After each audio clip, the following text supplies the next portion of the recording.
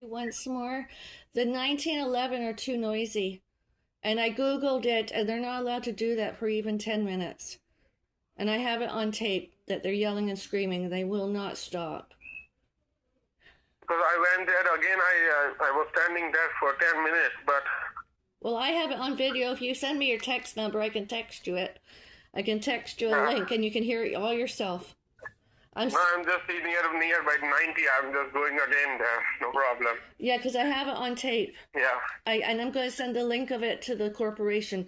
They've been doing it. Yeah, you can do that. Yeah. Yeah, they've been. You can send to management. I will also make the report of same because I understand that you are calling me for. Yeah, because I Googled the rules and regulations about noises, disturbance, and they're not supposed to be doing that, and they've been doing it for a long, long time. And they're also yelling to us.